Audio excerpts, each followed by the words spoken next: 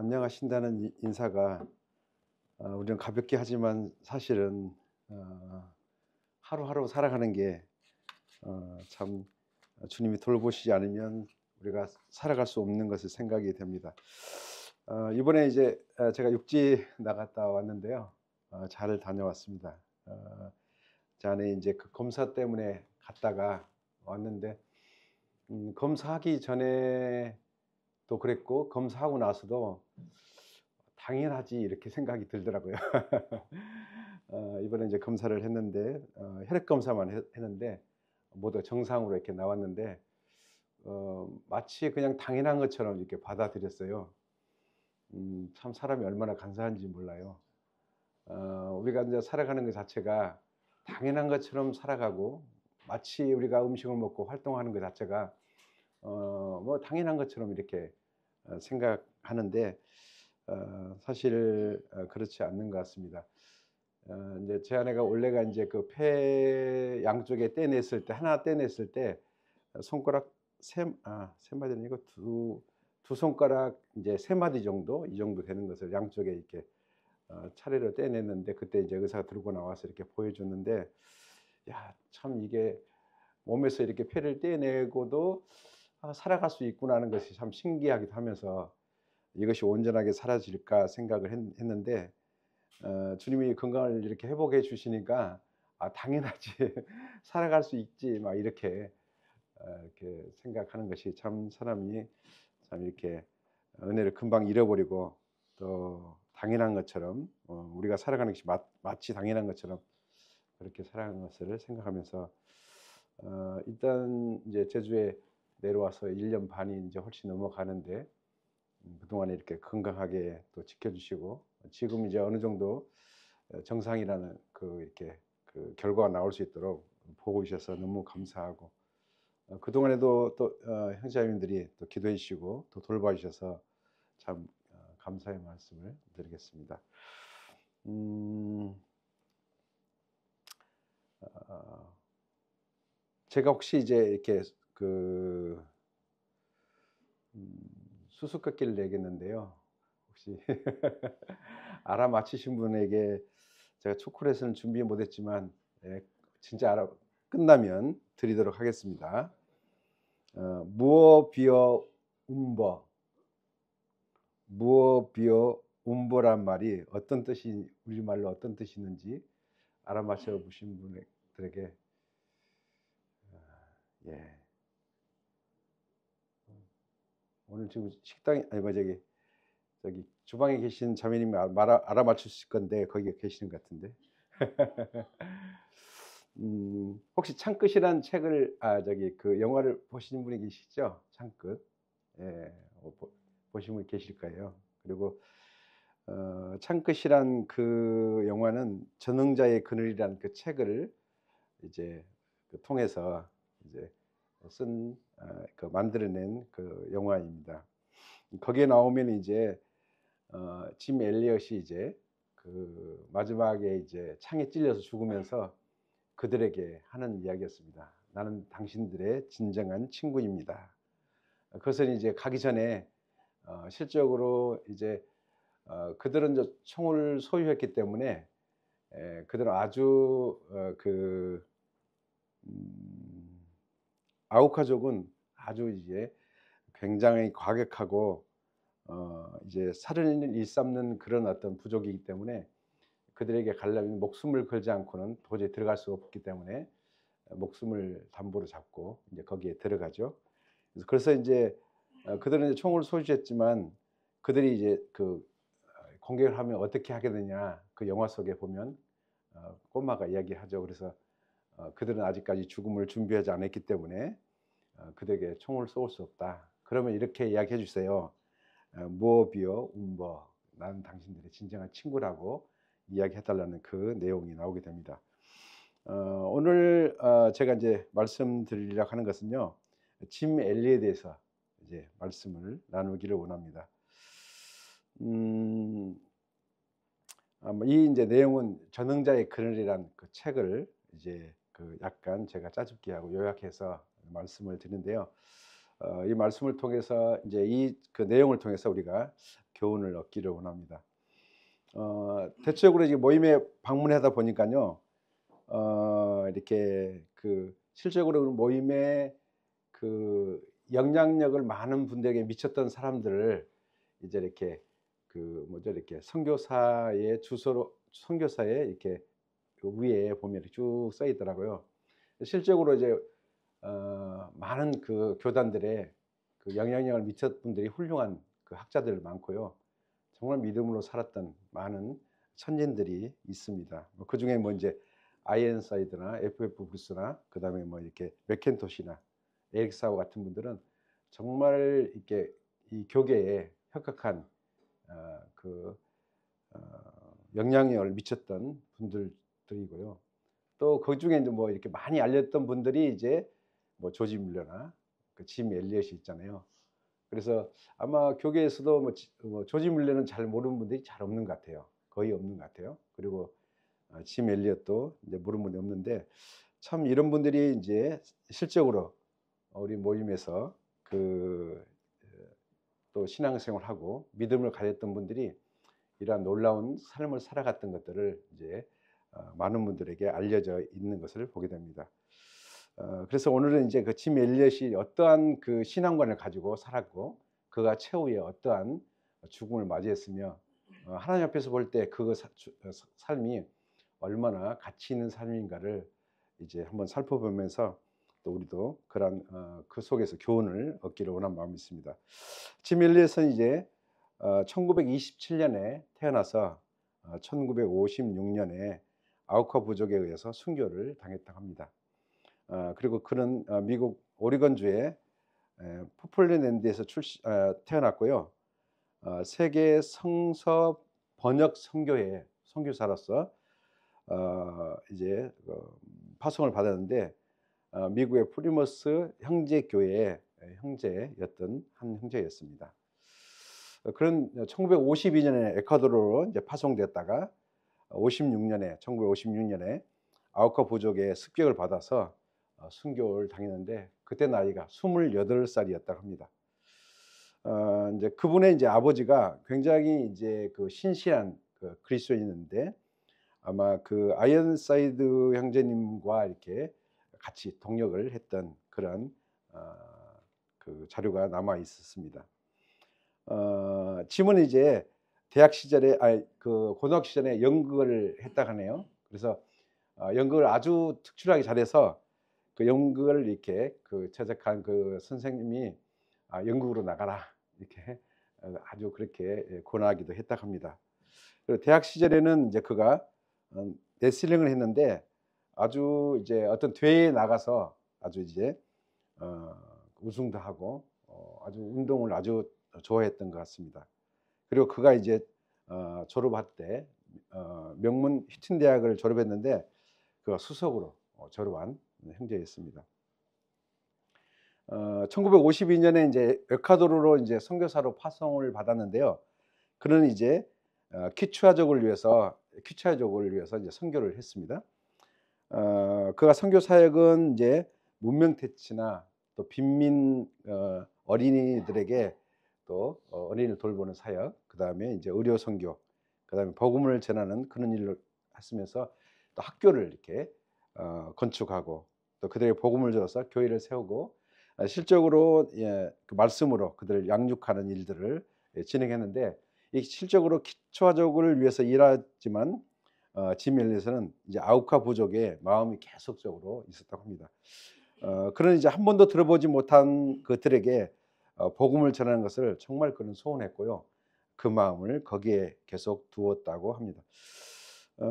대체적으로 이제 키추아족이라는 그 부족은 원순한 이제 그 부족이었다고 하네요. 그래서 거기 있는 동안에도 아우카 부족에 의해서 습격을 당하는 그런 일들이 있었는데 1958년 그 1월 8일에 복음을 들고 이제 아우카 부족에 들어갔지만 실적으로 복음은 전달하지 못하고 그런 최후에 죽음을 맞았지만 복음의 씨앗을 뿌리고 이제 세상을 떠났습니다. 짐 엘리엇의 이제 기도 가운데 제 마음 가운데 와 닿은 기도가 있는데요. 이렇게 기도한 내용이 있었습니다. 하나님, 마른 막대기 같은 제 삶에 불을 붙이사 주님을 위해서 온전히 소멸하게 하소서. 나의 하나님, 나의 삶은 주님의 것이오니 다 태워 주소서. 저는 오래 사는 것을 원치 않습니다. 다만 주님처럼 꽉 찬 삶을 원합니다. 이렇게 기도 내용이 제 마음 가운데 늘 있었습니다. 짐 엘리엇은 이제 순교를 각오하고 선교를 준비했는데요. 앞서 말씀하신 것 드렸던 것처럼 아우크 부족은 특별히 백인들에게 굉장한 그 적대감을 갖고 있었고요. 백인들이 갖고 있는 어떤 것도 그들은 이제 이렇게 좋게 여기지 않았던 부족이었습니다. 그 부족에게 복음을 전하려고 하면 실적으로 누군가의 피를 흘리지 않으면 복음을 전할 수 없다는 것을 그는 알았기 때문에 그는 그 기도대로 주님처럼 꽉 찬 삶을 위해서 계속적으로 기도했던 것을 보게 됩니다. 이야기는 여기서 끝나는 게 아니고요. 짐 엘리엇의 아내가 있었는데요. 그 아내는 이제 실적으로 짐 엘리엇이 이제 순교 당한 후에 1년 동안 본국에 돌아가서 2년 후에 이제 거기에 그 아우카 부족에 들어갔는데요. 간호학을 이제 공부하고 다시 이제 들어갔습니다. 그는 이제 목숨을 걸고 동일하게 그 부족에 들어갔지만 흥미롭게도 이제 그가 죽임을 당하지 않고 아우카 부족과 함께 생활하게 되는데요. 그 이유는 뭐냐면 이 아우카 부족은 여자를 죽이지 않는다고 합니다. 좀 신기하죠.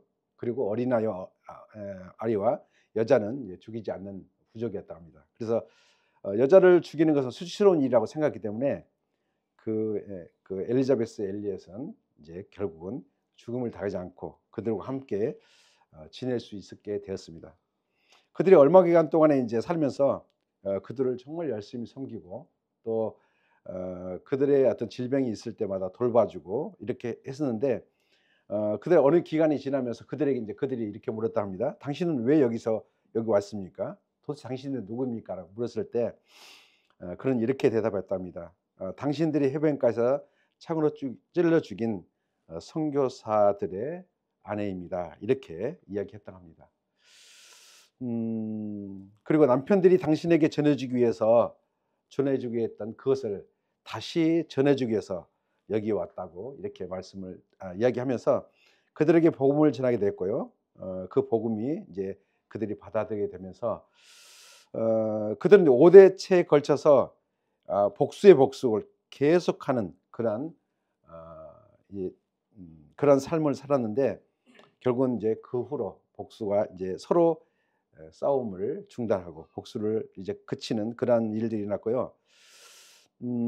특별히 이제 그 선교사를 찔러 죽인 아우카 부족 이제 그 키모라는 청년이 있었는데 그 청년이 결국 이제 아우카 부족의 최초의 이제 사역자가 되었고 같이 이제 공모해 가지고 그 선교사들을 이제 살해했던 그 자들이 결국은 전도자들로 이렇게 되는 놀라운 역사가 있었다고 합니다. 그래서 신약 성경이 1992년에 이제 완전히 이제 그 번역이 됐고요. 그 엘리자베스 엘리엇은 1958년에서 1963년까지 아우크 부족에 복음을 전했다고 합니다. 이 복음이 여기서 이제 끝나는 게 아니고 2000년대에 와서는 미국 히튼 대학의 많은 청년들이 결국은 주님께 헌신하게 되는 그 전능자의 글이라는 책과 또 이 증언들을 통해서 많은 청년들이 결국은 주님께로 돌아오고 또 헌신하게 되는 헌신의 릴레이가 계속 되어져 왔다고 합니다. 어쩌면 지금도 이제 그 영향이 교계에 보면 제가 이제 그 전능자의 근을 보고 창끝을 또 보면서 거기에 대한 여러 가지 짤막짤막한 영상들이 굉장히 많이 나와 있었는데 그 영상들을 이제 보면서 정말 이 짐 엘리엇을 통해서 그때 이제 복음을 이야기하지도 못하고 그냥 순교했지만 그 순교를 통해서 오늘날에도 수없이 많은 사람들에게 영향을 미치고 또 그것이 오늘날의 많은 교계를 또 감동시키고 있는 것을 볼 수 있었습니다. 참 그 짐 엘리엇보다도 어쩌면 짐 엘리엇의 아내 된 그 엘리자베스가 더 놀라웠고 훌륭하다는 것을 좀 느끼게 되는데요.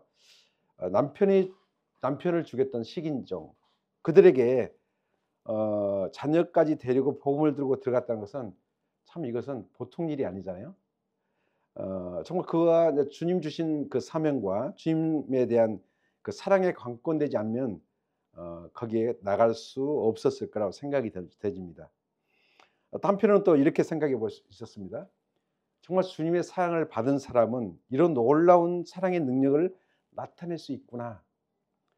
주님은 이제 결국은 원수를 사랑하라고 말씀하시는데 그 원수를 사랑할 수 있는 그 동력 그것은 바로 주님의 사랑이 얼마나 크고 놀라운가를 우리가 알게 될 때 우리를 적대시하고 또 우리를 미워했던 어떤 사람들도 그를 사랑할 수 있다는 놀라운 능력이 우리 안에 잠재 있는 것을 볼 수 있었습니다. 참 이제 짐 엘리엇의 아내가 참 그가 일반적으로 생각해 보면 얼마나 그 미움과 증오가 생겼겠습니까? 그들에게 정말 하나님의 말씀, 생명의 말씀을 전해주기 위해서 들어갔던 그들에게 이게 어떤 말도 들어보지 않고 그들을 이제 살해했다 하면 참 많은 증오와 미움이 있었을 거라고 생각되는데 그것을 뛰어넘을 수 있는 그것은 하나님의 사랑이고 그 사랑이 그 놀라운 그 능력을 나타낼 수 있는 참 그 자원이 됐던 것을 또 볼 수 있었습니다. 이 책의 내용에서 볼 때는 짐 엘리엇이 목표를 가졌는데요. 참 이것을 보면서 참 이제 저도 이렇게 정말 이는 분명한 목적을 가지고 살았구나라는 것들을 볼 수 있었습니다. 요한일서 2장 3절 6절 말씀을 함께 보도록 하겠습니다. 요한일서 2장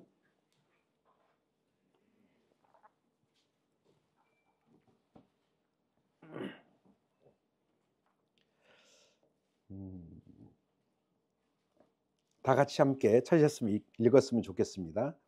요한일서 2장 3절에서 6절까지입니다. 시작. 우리가 그의 계명을 지키면 이로써 우리가 저를 아는 줄로 알 것이요 저를 아노라 하고 그 계명을 지키지 아니하는 자는 거짓말하는 자요 진리가 그 속에 있지 아니하되 누구든지 그의 말씀을 지키는 하나님을 사랑함 속에 온전하게 되나니 이로써 우리가 제 안에 있는 줄 아노라. 제 안에 행하신 대로 자기도 이 말씀을 이제 비춰볼 때 참으로 구원받는 성도라고 하면 실적으로 하나님을 순종해야 되잖아요. 마땅히 순종하는 게 맞잖아요. 근데 이 순종은 하나님을 아는 만큼 순종하게 된다는 것을 이 말씀을 통해서 볼 수 있습니다. 하나님께서 순종하는 사람을 통해서 하나님을 일을 해가시잖아요. 그리고 하나님의 뜻을 이루어 가십니다. 방금 읽은 말씀 가운데서 이제 하나님을 아느라고 순종하지 않는 자는 거짓말하는 자다라고 말씀하고 있습니다. 우리는 보통 보면 하나님께 순종하는 것 그리고 하나님을 아는 것 이 두 개를 놓고 이제 어떤 것이 더 중요하냐 이렇게 이제 보면 많은 비중에 하나님께 순종하는 것이 이제 아주 중요하다고 이렇게 많이 강조를 한 것 같습니다. 그렇지만 이 말씀에 보면 먼저 하나님을 아는 것이 결국은 하나님께 순종할 수 있게 되는 것인가를 이제 말씀해 주고 있습니다. 우리는 어쩌면 하나님께 순종해야 되고 하나님께 순종한다는 것 자체를 늘 강조하지만 하나님을 깊이 알고 하나님을 알아가는 것에서는 또 어쩌면 관심이 더 순종해야 되는 것보다 들어가지 않는가라는 것들을 생각해 볼 수 있었습니다. 하나님을 알지 못한 자는 어떤 것을 하나님께 순종할 때 그것이 어떠면은 또 율법적이고 형식적인 것이 될 수 있을 것 같습니다. 어 하나님을 알지 못한 사람은 하나님께 순종하기가 또 쉽지 않고요. 하나님의 뜻을 이루는 데에 우리를 드릴 수 있는 것에서는 또 어쩌면 죄될 수 있다는 것을 이제 볼 수 있었습니다. 하나님을 알게 될 때 진정으로 하나님께 자연스럽게 하나님께 말씀에 순종할 수 있는 것을 볼 수 있는 것 같습니다. 이 짐은 일찍부터 하나님을 아는 것이 얼마나 중요하고 소중한 것은 알았던 것 같습니다. 그래서 짐은 이제 하나님을 알아가는 데 있어서 끊임없이 그는 이제 많은 것들에서 이제 시간과 이렇게 자신을 들였던 것을 볼 수 있습니다. 그렇기 때문에 그는 하나님을 정말 알고 순종을 통해서 결과적으로 죽음을 맞게 됐는데요. 그는 하나님의 뜻 안에서 영광스러운 죽음을 맞이하게 된 것을 볼 수 있었습니다. 가라 복음을 전하라는 그 예수님의 이 명령을 그 자신에게 주신 명령으로 받아들인 것은 이제 대학 2년 때 결국은 그렇게 알게 되고 받아들였다 합니다. 짐 앨리스 보니까 운동하는 것도 그냥 하지 않았더라고요. 어떤 우리는 운동을 해야 되는 것이 이제 필수적인 거잖아요. 살아가려면 건강을 지키기 위해서는 유지시키기 위해서는. 근데 짐 앨리스 보면 운동하는 것도 말씀에 근거해서 운동을 했고요. 공부하는 것도 분명한 목적과 목표에 의해서 그가 공부를 설정하고 또 공부했던 것을 보게 됩니다. 그가 이제 그 전공 과목은 헬라어였다고 합니다. 그래서 헬라어를 통해서 신약 성경을 번역하는데 원주민들에게 복음을 전할 때 반드시 이제 성경을 번역해서 성경을 가르쳐야 되잖아요. 그렇게 됐을 때 올바르게 성경을 번역하기 위해서 이제 결국은 이제 헬라어를 전공했다고 합니다. 짐 앨리스는 결국은 결코 평범한 삶을 사는 것에 만족할 수 없는 것을 알았기 때문에 그는 목표가 점점점 복음을 듣지 못한 자들에게 자신을 드리는 것에 점점점 마음이 굳어져 가고 그 일들을 차근차근히 준비해 간 것을 볼 수 있었습니다. 우리 중에 혹시 선교사로 이렇게 헌신하신 분들이 혹시 계신가요? 뭐 이미 헌신하신 분들 한 번쯤은 나 선교사로 가겠다 이렇게 마음을 굳히지 않으셨는가요? 예. 다들 고개를 약간씩 끄덕이는데 저도 이걸 보면서 좀 찔리긴 했는데요. 선교사로 헌신한 사람 중에 90%가 평생 선교지에 가보지 않는다고 합니다. 다시 말하면 선교로 나가지 않는다고 이렇게 기록이 되어 있더라고요. 그래서 "주님 내가 가겠습니다."라고 결심한 그 이상이 필요하다는 것을 강조해 두었습니다. 저도 한때 선교사로 나가기를 간절히 소원하고 있었을 때가 있었습니다. 근데 정말 주님이 보내신 것을 어쩌면 마음속에 확정이 되었지만 결국은 못 나가고 말았습니다. 그러면서 이 90% 이상이 나가지 못하는 것에 대해서 지적해 두었는데 저도 이렇게 마음을 좀 찔림이 있었습니다. 그래서 엘리엇은 이렇게 기도합니다. 하나님 마른 막대기 같은 제 삶을 불어붙여서 주님을 위해서 온전히 소멸되게 하소서. 제 삶은 주님의 것이오니 다 태워주셔서 저는 오래 사는 것을 원치 않습니다. 다만 주님처럼 꽉 찬 삶을 살기를 원합니다. 하나님께서는 이제 우리 기도를 통해서 일하시잖아요. 결국은 하나님이 일하시게 하는 방법은 기도이죠. 또 어떤 방법도 기도만큼 효과적인 하나님께 일하시는 방법을 돌출할 수 없는 것을 보게 됩니다. 그래서 실제로 이런 기도를 통해서 결국은 선교사로서의 놀라운 그 역사를 이루었던 것을 보게 됩니다.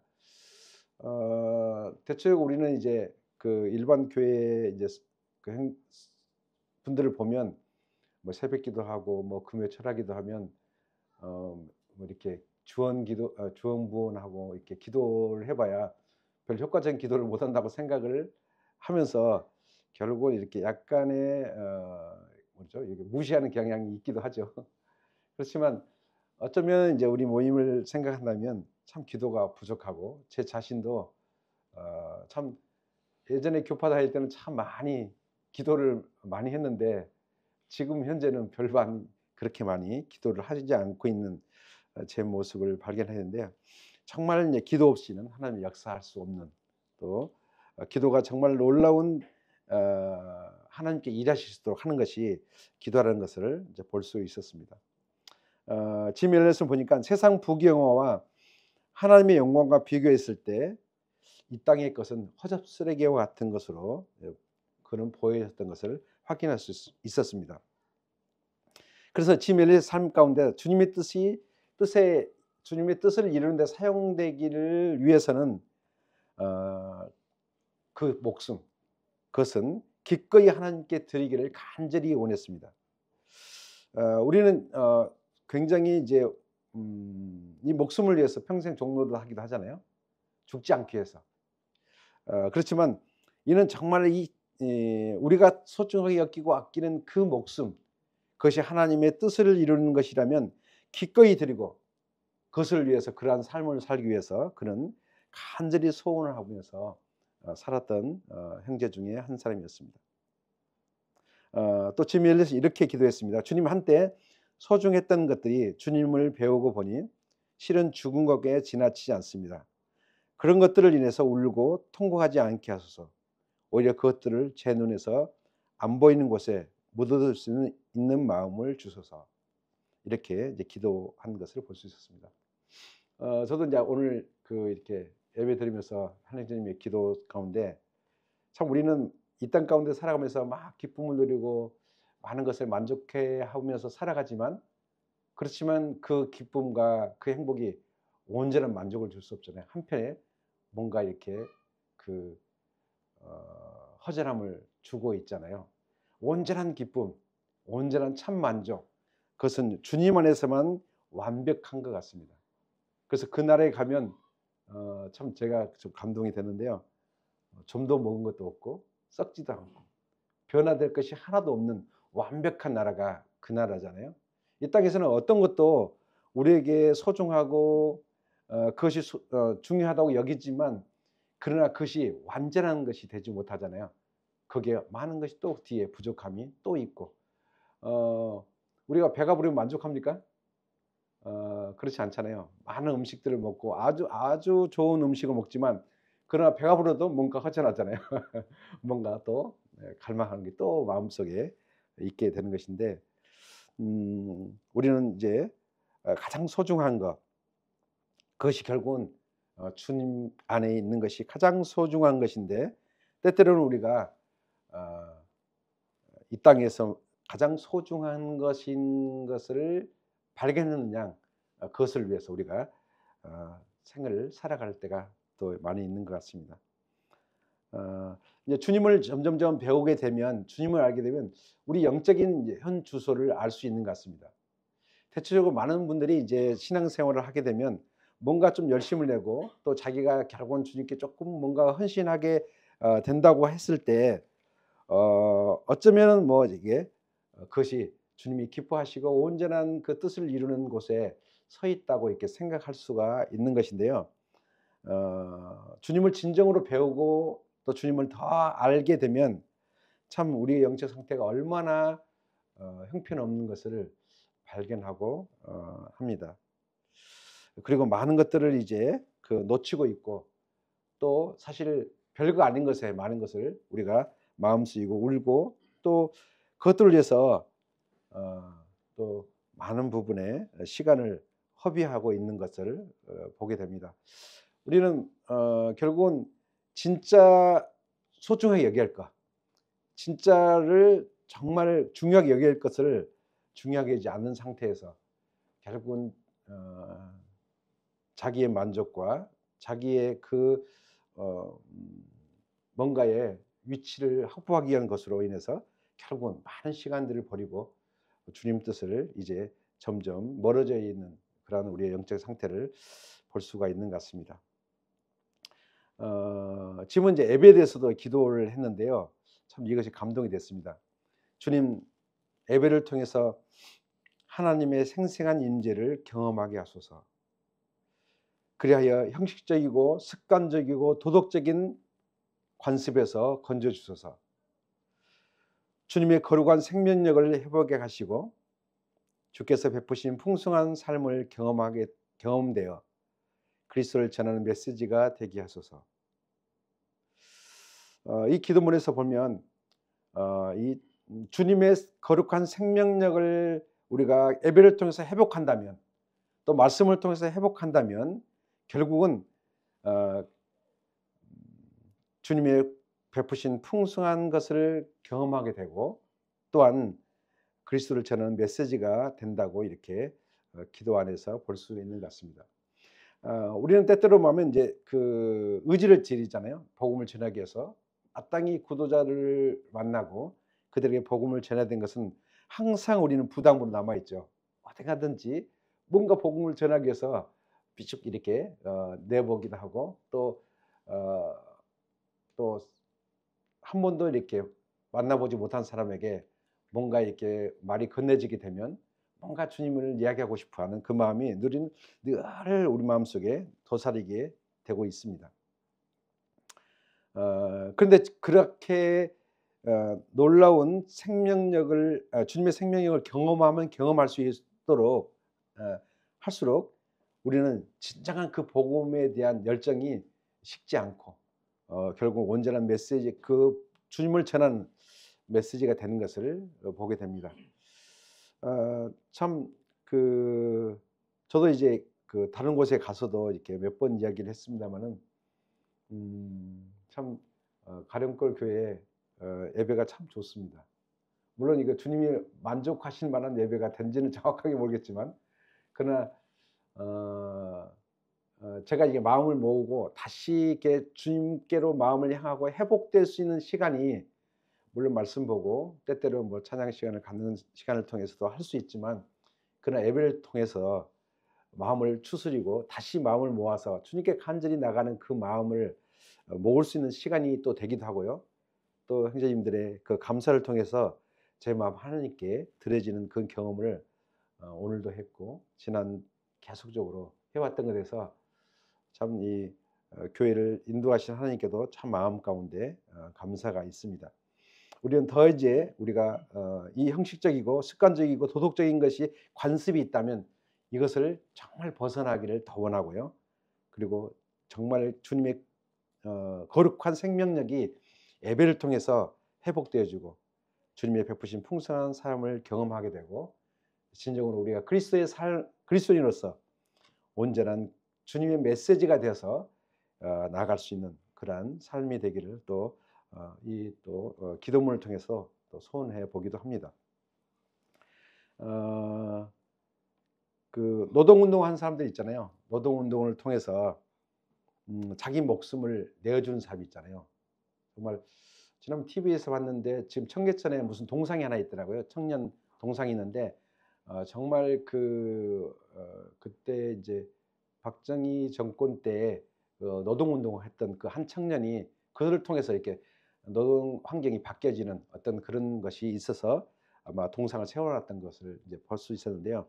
이제 그렇게 되면서 그 후에 이제 그 노동 환경이 바뀌는 그러한 놀라운 일들이 있게 되죠.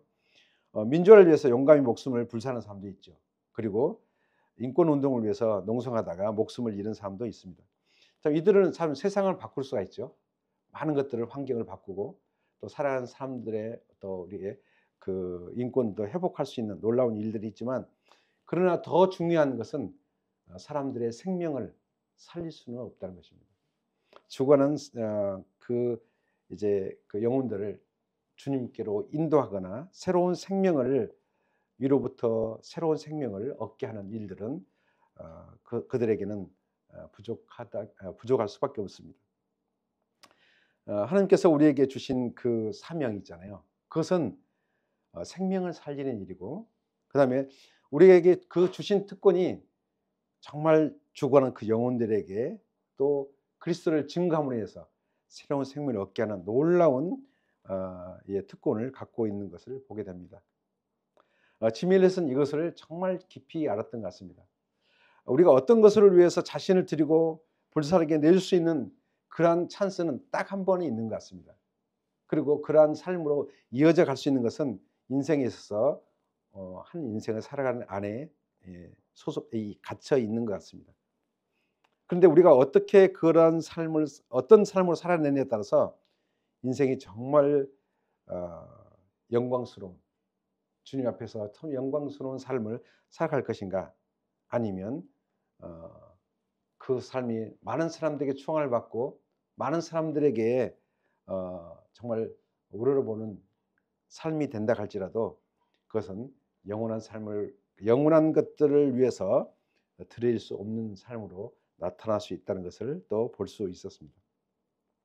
지금은 이제 결혼 상대자가 에게 아직 결혼하기 전에 또 그러다 그가 인제 서로가 깊이 정말 그 엘리에서 보니까 정말 훌륭했더라고요.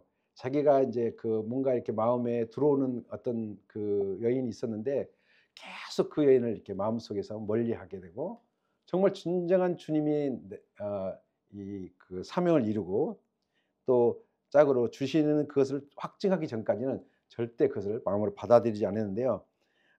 그때 이제 편지를 쓴 내용이 이렇게 있습니다. "내 안에 있는 하나님을 향한 하나님이 주신 하나님의 채워질 갈급함이 있습니다.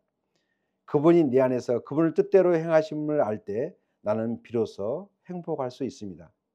내가 하나님 자리를 닫는 것에 내줄까 봐 떨립니다. 이를테면 당신에게." 이런 의미가 있습니다. 나의 영원하신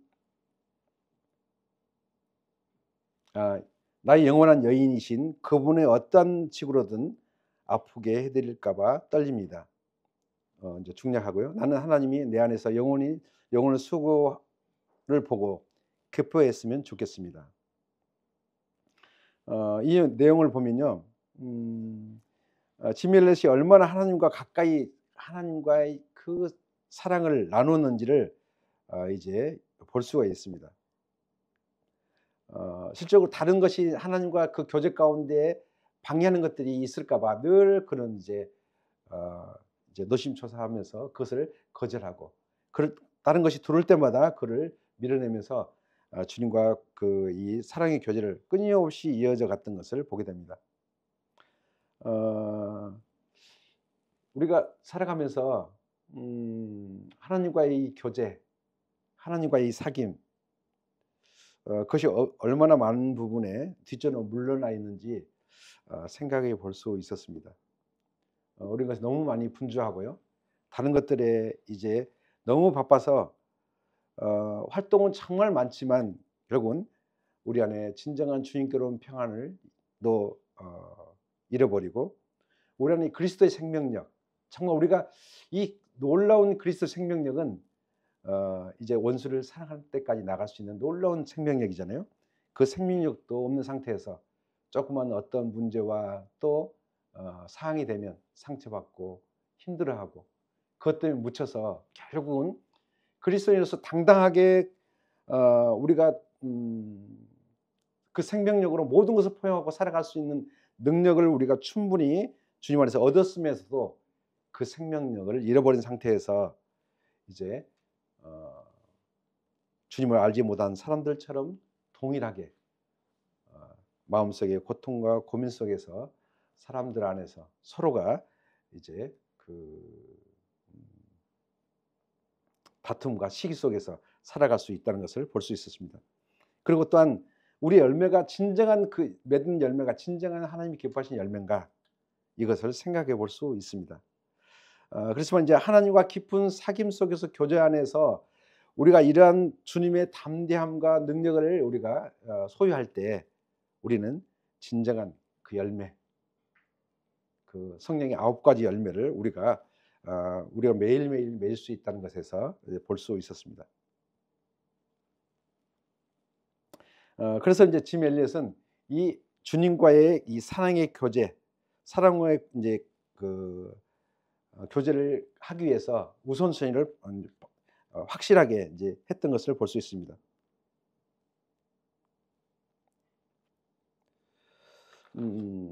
그래서 이런 기도를 그는 이렇게 합니다.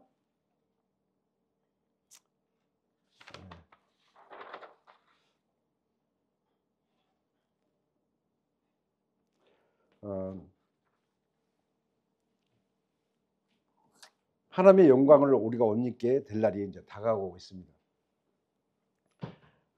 우리는 이제 반드시 변화될 것입니다. 놀랍지 않습니까? 우리가 주님의 형상으로 이제 반드시 변화될 것입니다. 그리고 이 변화를 생각하면 우리가 얼마나 그 평화와 능력이 우리 안에 있는지 모릅니다. 우리가 반드시 주님의 형상으로 변화될 거라고요. 이것은 우리가 확고한 믿음이죠. 이제 뭐잖아, 우리가 이제 주님을 만나게 될 때 이 땅에서 쓴 고뇌, 고통, 모든 것이 말끔히 씻어질 날이 올 것입니다. 우리는 그 날을 바라보고 우리는 이제 살아가고 있습니다. 그러면 우리가 이제 그 믿음으로 우리가 살아간다면 현재 우리가 어떻게 이제 행동하고 살아야 될 것인지를 생각해 보지 않을 수 없습니다. 우리가 한번 생각해 봤으면 좋겠습니다. 지금의 우리가 관심사, 무엇에 관심 있죠?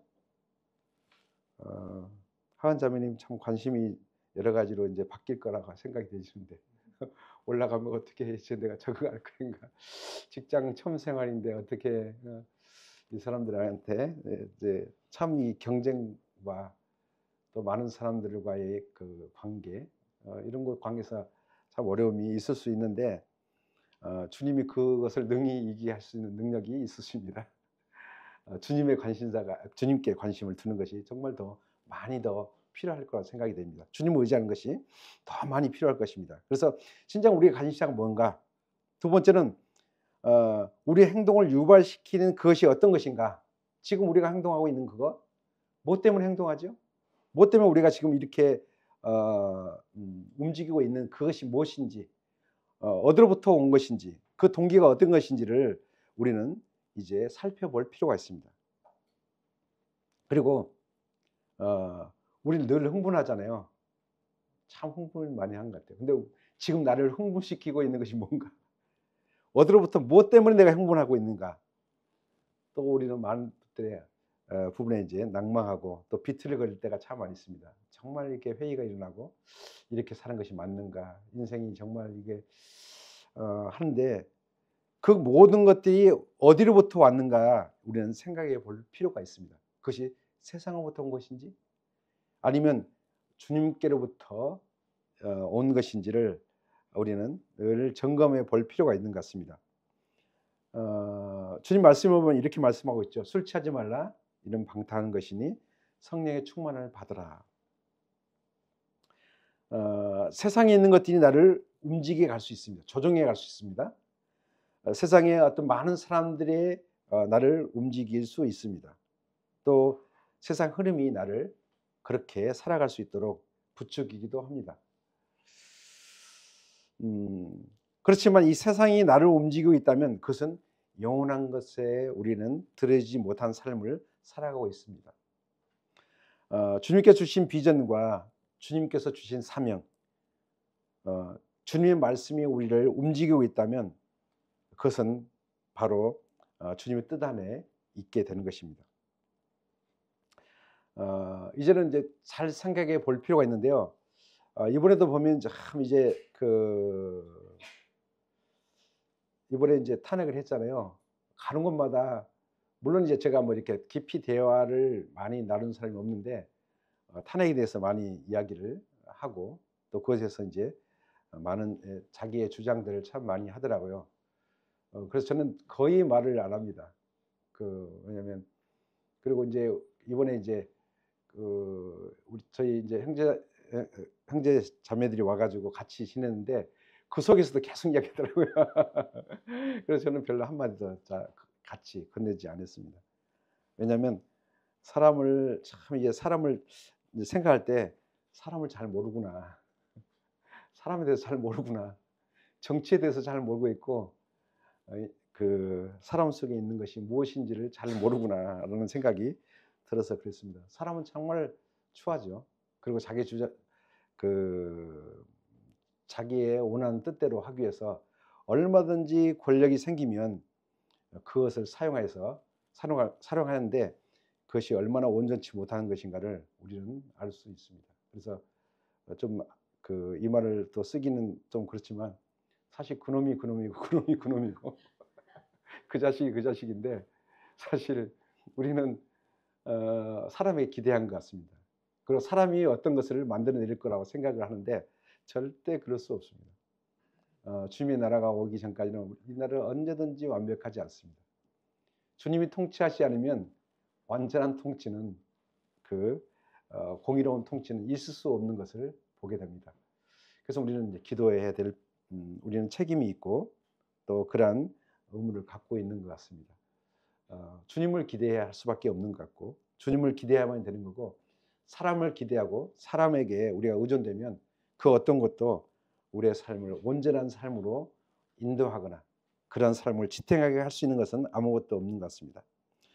짐 엘리엇은 뭐냐면 어떤 교리적으로 능통하거나 논리적으로 어떤 아주 논리적인 사람은 아닌 것으로 제가 볼 수 있었습니다. 제 이제 분별인데요.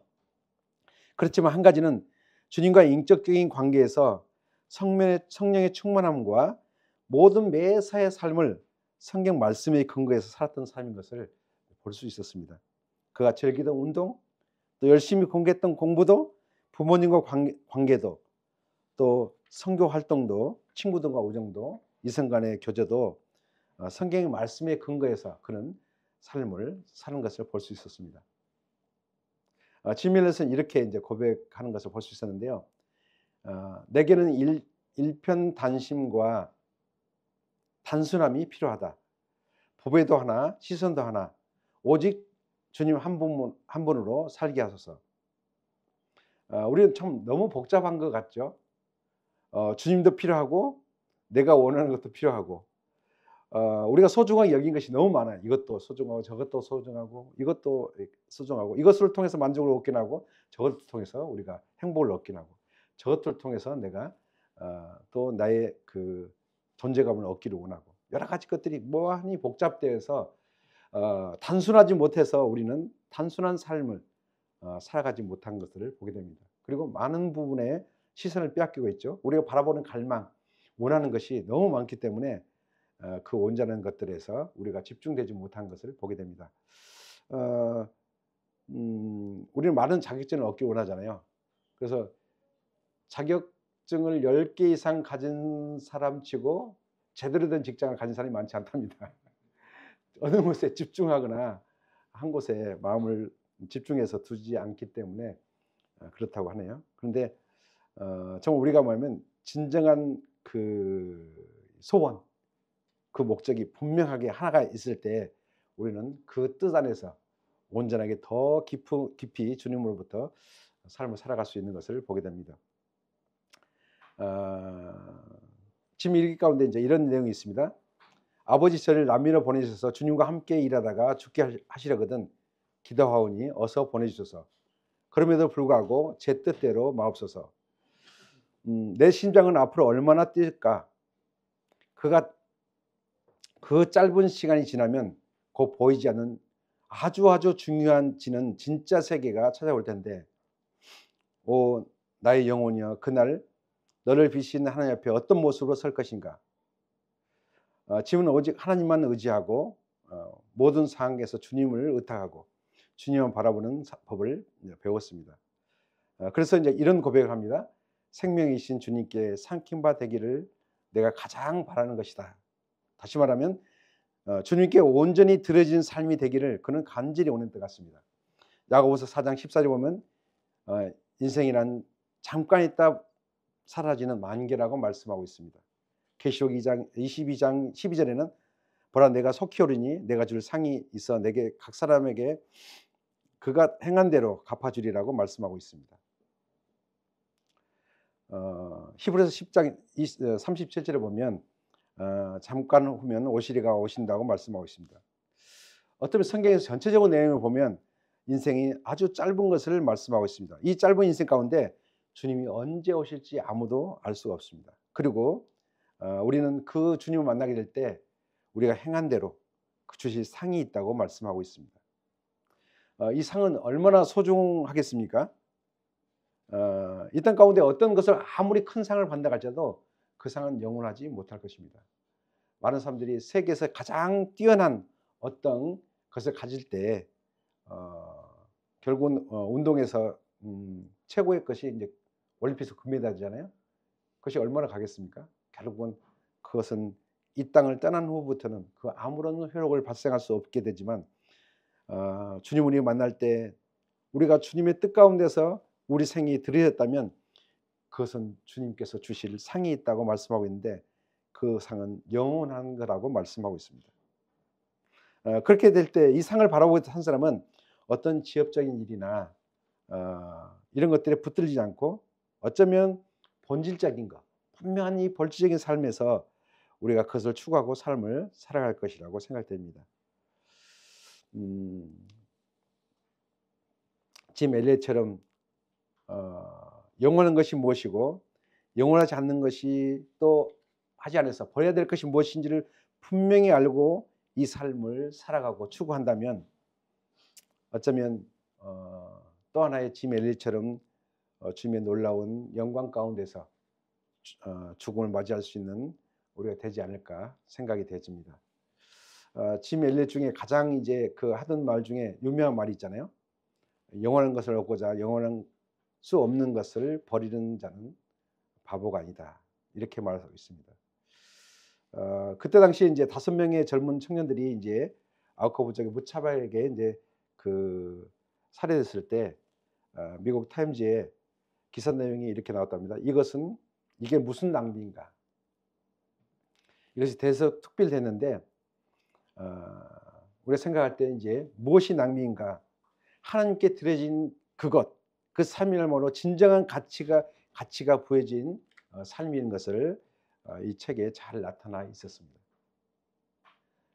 우리는 많은 것들에 낭비가 무엇인지를 정확하게 가치가 무엇인지를 정확하게 알지 못하고 살아갈 수가 있습니다. 그러나 진정한 가치, 하나님의 뜻을 위해서 자신의 생애를 온전히 드리는 그 사람, 아낌없이 그 삶을 살아낸 그 사람은 영원한 것을 얻게 된다는 것을 볼 수 있습니다. 재물은 이제 제단 위에 올려질 때만 진정한 가치가 있잖아요. 아무리 그 재물이 가치가 있고 보배롭고 많은 사람들이 그 재물을 바라보고 놀랍게 여긴다 할지라도 그 재물이 결국은 제단 위에 드려지지 않는 상에서는 그 가치를 상실하게 될 수밖에 없습니다. 우리는 어쩌면 보배로운 아주 귀한 재물들이 되었습니다. 그렇지만 진정으로 그 재물이 제단 위에 드려지지 않고는 그 가치는 별 의미를 진정한 가치를 나타낼 수 없는 상태에 될 것입니다. 요한복음 12장 24절 말씀을 읽고 마치도록 하겠습니다. 요한복음 12장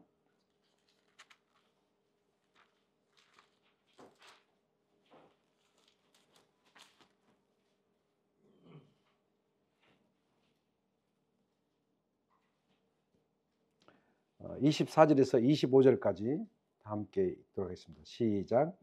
내가 진실로 진실로 너희에게 이르노니 하나의 미련이 떨어져 죽으면 하나를 그대로 잊고 죽으면 많은 열매를 맺느니라.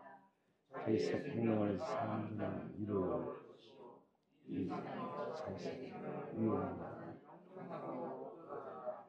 아멘. 하나님 미래 땅이 떨어져 죽으면 많은 열매를 맺는다. 결국은 실적인 그의 형체는 이제 사라지지만 그를 통해서 형체를 사라지면 많은 열매를 맺게 되는 것입니다.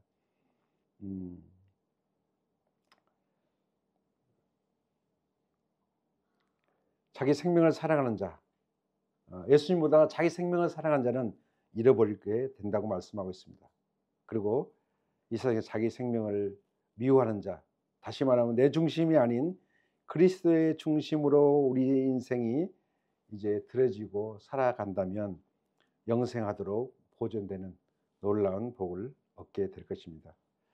오늘은 짐 엘리엇이 결국은 짧은 인생을 살았지만 그가 값지게 주님께 온전히 드려짐으로 인해서 지금도 하나님께서 그 짐 엘리엇의 생애를 통해서 일하고 계시고 역사하시면서 많은 사람들이 그를 통해서 주님께 돌아올 뿐 아니라 또 주님께 헌신하는 그런 역사를 이루고 가신 것을 보면서 하나님의 미래 땅에 떨어져 죽었지만 결국은 지금도 열매를 맺어가고 있는 것을 생각하면서 우리 또한 우리의 앞서간 선진의 그 짐 엘리엇의 삶을 바라보면서 우리가 그런 삶을 또 추구하는 우리가 됐으면 하는 마음에서 이 말씀을 했습니다. 감사합니다.